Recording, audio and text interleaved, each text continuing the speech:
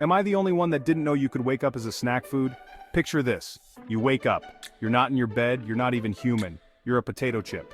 Crunchy, salty, and about to be dipped in some questionable onion dip. Existential crisis much? It sounds ridiculous, but stick with me. This absurd scenario gets at the heart of how we judge ourselves and others.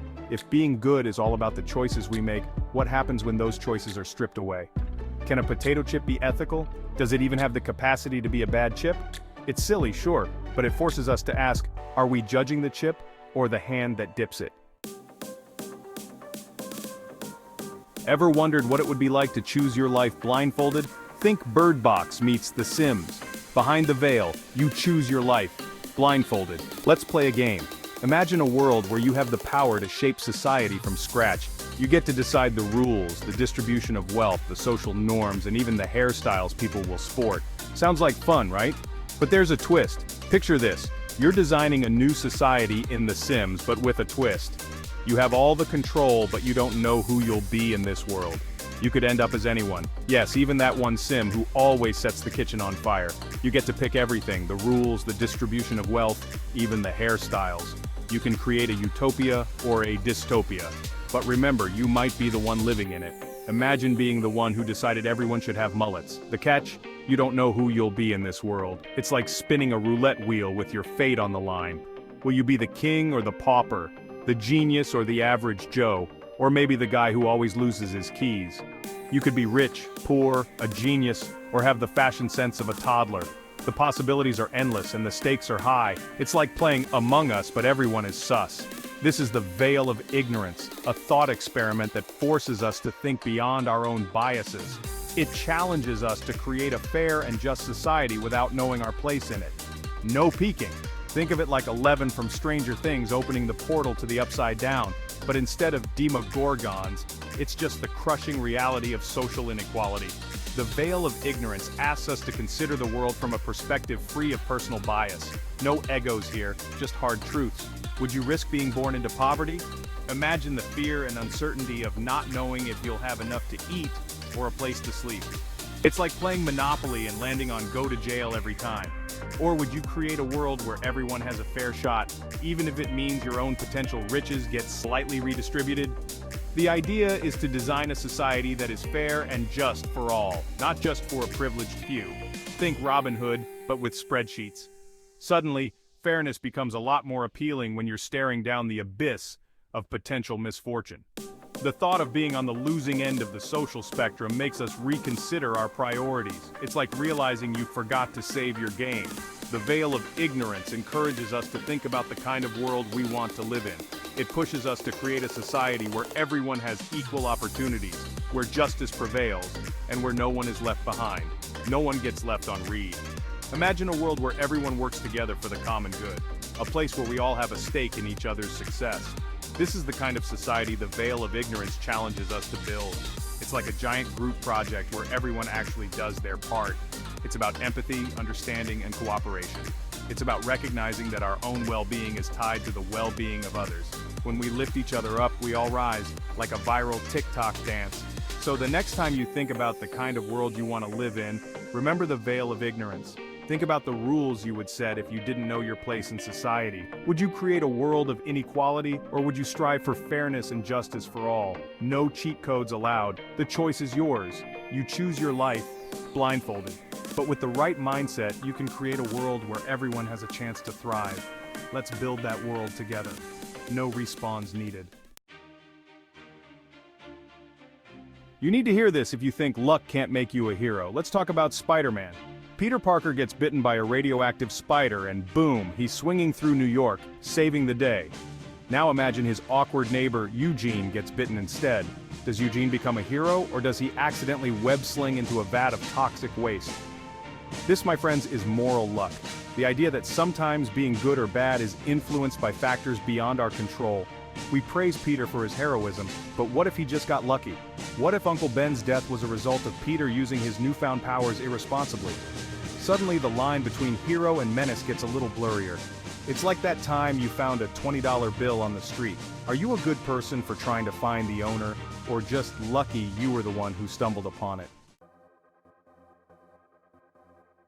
Buckle up, Buttercup. Choosing your character in Mario Kart is like choosing your fate in life. Section 4. Life's not fair, it's Mario Kart. Choosing your character and your fate. We like to think life is fair. That hard work equals success and bad deeds lead to karmic justice. We are taught from a young age that if we put in the effort, we will be rewarded. The diligent student gets the A, the dedicated athlete wins the race, and the honest worker gets the promotion. This belief is comforting, it gives us a sense of control over our destiny. But let's be real, life is more like a chaotic game of Mario Kart.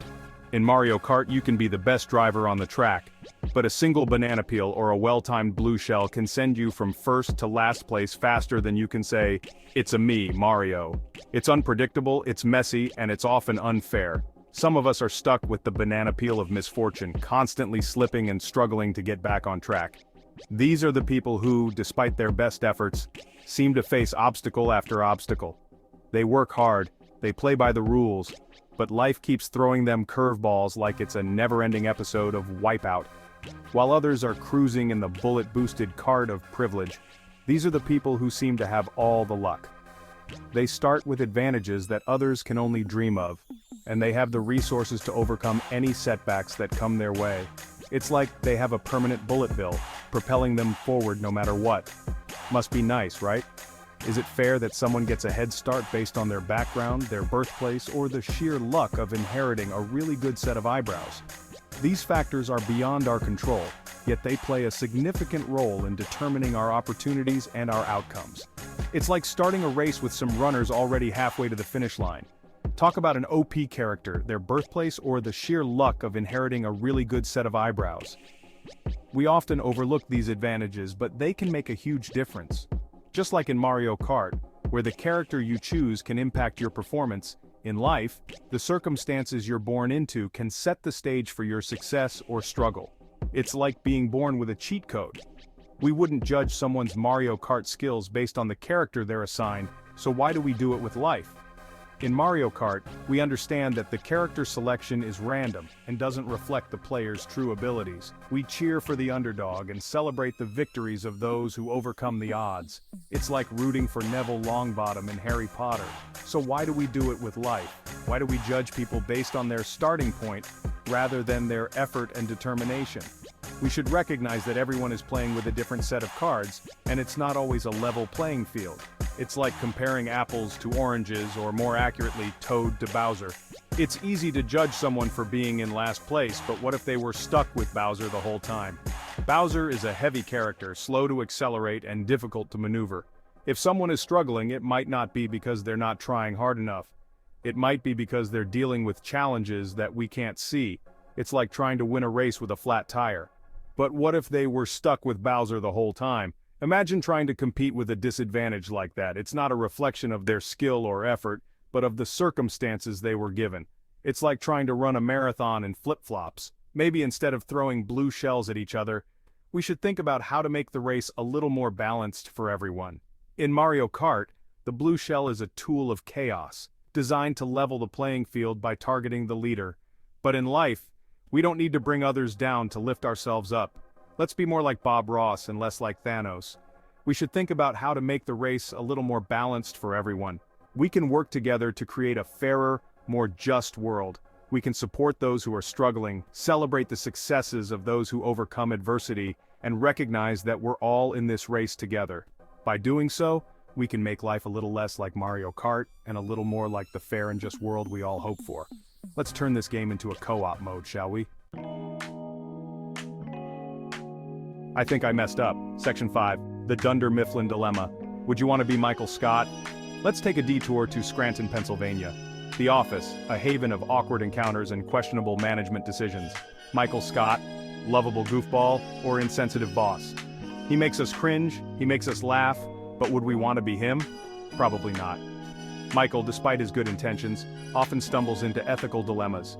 He's a walking example of how good intentions don't always equal good outcomes. He makes us ask, is it enough to mean well, or do our actions ultimately define our moral compass? It's like accidentally replying all to an email thread. Your intentions might have been pure, but the outcome is still a disaster. This is going to blow your mind. Did you hear the one about the philosopher who walked into a bar and asked for a little compassion? The bartender said, "Sorry, we only serve empathy here." Section 6. The Schopenhauer Shuffle. Compassion is key, and other hilarious philosophical nuggets. So are you a bad person? The answer, my friend, is not as simple as a BuzzFeed quiz. You see, morality isn't something you can measure with a few clicks and a catchy headline. It's a complex web of actions, intentions, and the occasional existential crisis. Like trying to decide if pineapple belongs on pizza. Schopenhauer, a rather pessimistic but insightful philosopher, believed that compassion was the key to morality. He wasn't exactly the life of the party, but his ideas have stood the test of time. Schopenhauer argued that at the core of our moral compass lies the ability to empathize with others. Kind of like how we all empathize with John Wick's dog. He argued that understanding the suffering of others is what prevents us from inflicting it. Imagine a world where everyone took a moment to consider the feelings of those around them. It might sound like a utopian dream, but Schopenhauer believed it was the foundation of a moral society. Like the Avengers, but with less spandex. It's like that feeling you get when you see someone drop their ice cream cone. A brief pang of empathy that reminds you that we're all just trying to navigate this chaotic existence without spilling our metaphorical ice cream. That moment of shared sorrow, however fleeting, connects us in our human experience. It's like the real-life version of press F to pay respects. In the end, maybe being good isn't about achieving some unattainable moral perfection. It's not about being a saint or a hero in every situation. Instead, it's about the small, everyday acts of kindness and understanding that make a difference. Like sharing your Netflix password. Maybe it's about recognizing that we're all just potato chips in the dip of life, trying our best not to get eaten by the existential dread monster lurking beneath the tortilla chips. Life is messy, unpredictable, and sometimes downright scary, but it's also filled with opportunities to show compassion and make a positive impact. Think of it as leveling up in the game of life. And hey, if we can show a little compassion along the way, even better. Holding the door open for someone, offering a kind word, or simply listening when someone needs to talk, these small gestures can have a big impact. Like getting a rare drop in a loot box. After all, nobody likes a soggy chip. Just as a soggy chip loses its crunch and appeal, a world without compassion loses its humanity. So let's strive to keep our chips crispy and our hearts open. By embracing compassion, we can create a more empathetic and understanding world, one small act at a time. It's like keeping your memes dank and your heart full. Remember, it's not about grand gestures or monumental changes, it's about the little things that add up over time. Each act of kindness, no matter how small, contributes to a ripple effect that can spread far and wide. Like a viral TikTok dance. Take a moment to reflect on your own actions and how they impact those around you. Are you contributing to the collective well-being, or are you caught up in your own worries and concerns? It's easy to get lost in the hustle and bustle of daily life, but taking a step back to consider others can make all the difference. Like hitting pause on your favorite show to help a friend, sharing a meal, giving a compliment, or simply being present for someone in need. These are the building blocks of a compassionate society. Schopenhauer's philosophy may seem daunting at first, but it's really about embracing our shared humanity and recognizing the value in each person we encounter. Like finding a rare Pokemon in the wild. So the next time you find yourself questioning your moral standing, remember that it's not about perfection, it's about progress. It's about making a conscious effort to be kind, understanding, and empathetic. And who knows? Maybe along the way, you'll find that the journey towards compassion is filled with its own rewards, like unlocking a new achievement. In the grand scheme of things, we're all just trying to find our way. By embracing compassion, we can make the journey a little easier for ourselves and those around us. So, let's take a page from Schopenhauer's book and shuffle our way towards a more compassionate world, one hilarious philosophical nugget at a time. And remember, always keep your memes fresh and your heart open.